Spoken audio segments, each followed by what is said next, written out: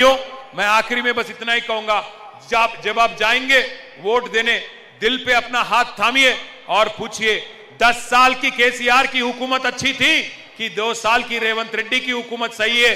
आप दोनों पे एक बार परख के आप सोच समझ के वोट दीजिए। ऐसे ही बिना बेवजह कोई बोल दिए, कोई ये बोले कोई वो बोले, इसलिए वोट देना ये सही तरीका नहीं है। आज मुसलमानों को नजरअंदाज करने वाले, कांग्रेस नहीं तो मुसलमान नहीं बोलने वाले लीडरों को अगर आप वोट देंगे, आपकी ताकत अगर नहीं दिखाएंगे तो उनकी और भी गुरूर और गमंड बढ़ जाएगी। ఆఖరికి నేను చెప్పేది ఒకటే ఒక్క ముచ్చట, ఎందుకంటే ఎలక్షన్ల ప్రచారం అయిపోతుంది ఇంకొక అర్ధగంటనే। ఇక ఈ అర్ధగంట తర్వాత యూసుఫ్ కూడా గల్లీలలో మైకులు బంద్ అవుతాయి, లొల్లి బంద్ అవుతుంది, ఇంటింటికి వచ్చుడు బంద్ అవుతుంది, ఓటు అడుగుడు బంద్ అవుతుంది, అన్ని బంద్ అవుతాయి। మీకు నేను ఒక్కటే విజ్ఞప్తి చేస్తున్నా ముగించే ముందు, మీరు ఎల్లుండి ఓట్లకు పోయే నాడు ఒకటే ఒక్కటి గుండె మీద చేసుకోండి, ఆలోచించుకోండి। ఈ మైకుల లొల్లి బంద్ అయినాక, ఈ మొత్తం ఓట్ల లొల్లి బంద్ అయినాక, ఓట్లు అడిగే లొల్లి బంద్ అయినాక గుండె మీద చేసుకోండి, మీ కుటుంబ సభ్యులతో కూర్చోండి, ఆలోచించండి।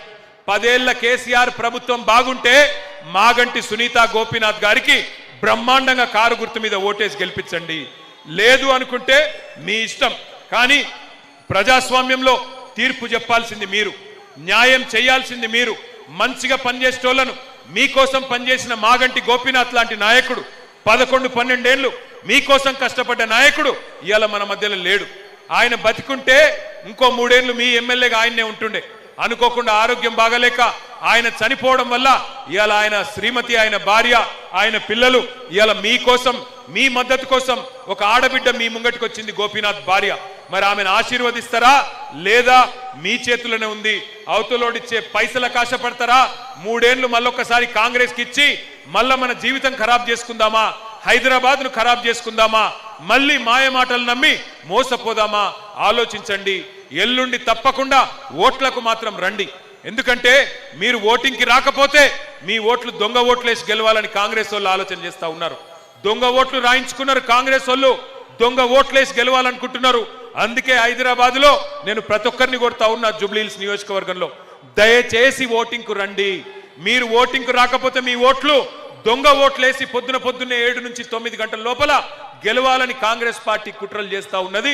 తప్పకుండా ఓట్లకు రావాలని కోరుతా ఉన్నా। ముగించే ముందు మరి నేను మిమ్మల్ని అందరినీ, ఎక్కడ ఉన్నది కారు ఒకసారి మీకు చెప్పాలా।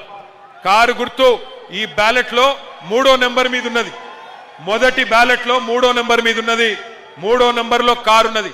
तीसरे नंबर पे है कार, बाकी सब बेकार। तीसरे नंबर पे है कार, अरे कस के बोलो, रेवंत रेड्डी को सुनाई देना। तीसरे नंबर पे है कार, तीसरे नंबर पे है कार, बाकी सब बेकार। तीसरे नंबर पे है कार। यूसुफ गुड़ोला दम्मंत गिंतेना। तीसरे नंबर पे है कार, कार गुर्तु के जय तेलंगाना, कार गुर्तु के పక్కానా? ఇగో ఈ కారు కూడా చూపెడుతున్నాం మీకు, ఎందుకన్నా మంచిదని చెప్పి। థ్యాంక్ యూ, జై తెలంగాణ, థ్యాంక్ యూ, జై తెలంగాణ। ఒక్క మాట ఇప్పుడు నేను ఇక్కడికి వచ్చేటప్పుడు చూసిన రేవంత్ రెడ్డి గారికి మనం ఇట్లా ఈ కండువా తీసి ఇట్లా తిప్పితే నచ్చలేదంట, ఆయనకు నచ్చలేదు। అందుకే ఒక్కసారి ఆయన కోసం గట్టిగా ఊపుదాం, ఓకే? చలో।